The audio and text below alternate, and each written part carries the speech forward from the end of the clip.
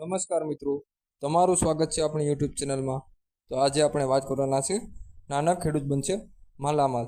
તો આપણે આ વિષય પર સંપૂર્ણ માહિતી છે તે આ વિડીયોમાં મેળવવાના છે, તો વિડીયોના અંત સુધી બન્યા રહેજો। ગુજરાત સરકારના બાગાયત વિભાગ દ્વારા ખેતીમાં ટેકનોલોજીનો ઉપયોગ વધારવા માટે સહાય યોજના શરૂ કરવામાં આવી છે।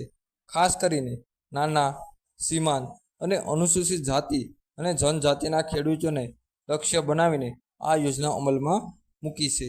તેના માધ્યમથી ખેડૂતો મોંઘા યાંત્રિક સાધનો ખરીદી શકે છે અને ખેતીની પદ્ધતિઓને વધુ પ્રગતિશીલ બનાવી શકે છે। ટ્રેક્ટરથી લઈ અને પાણીના ટાંકા સુધી સહાય મેળવવાની તક। આ યોજના હેઠળ વિવિધ સાધનો માટે સરકાર યુનિટ કોસ્ટ અનુસાર નક્કી કરેલી સહાય ફાળવે છે। 20 પાવર ટ્રેનિંગ ઓપ્ટેસ એસપી સુધીના ટ્રેક્ટર માટે સામાન્ય ખેડૂતને 75,000 તથા અનુસૂચિત જાતિના ખેડૂતને 1,20,000 રૂપિયા સહાય આપવામાં આવશે। રોટાવેટર માટે સામાન્ય ખેડૂતને 60,000 રૂપિયા તથા અનુસૂચિત જાતિના ખેડૂતને 70,000 સહાય મળશે। કલ્ટિવેટર, ટ્રોલી અને પાણીના ટાંકા માટે 50,000થી રૂપિયા 1,00,000 સુધીની સહાય મળશે। અરજી માટે ઓનલાઈન પ્રક્રિયા ફરજિયાત। આ યોજના હેઠળ સહાય મેળવવા માટે ઈચ્છુક ખેડૂતોને 25 જુલાઈથી 8 ઓગસ્ટ 2025 વચ્ચે આઈ ખેડૂત પોર્ટલ પર ઓનલાઈન અરજી કરવી પડશે। અરજી વખતે નીચેના દસ્તાવેજો આવશ્યક રહેશે, જેમાં આધાર કાર્ડ, જમીનનો દાખલો, બેંક પાસબુક જેવા દસ્તાવેજોની જરૂર પડશે। વૈજ્ઞાનિક ખેતી માટે સહાયરૂપ યોજના।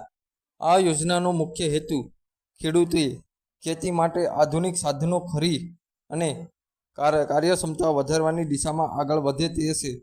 આ સહાયના લાભ લઈને નાના ખેડૂતોએ પણ પોતાની ખેતીને આધુનિક બનાવી શકશે અને શ્રમ તથા ખર્ચમાં નોંધપાત્ર બચત મેળવી શકે છે।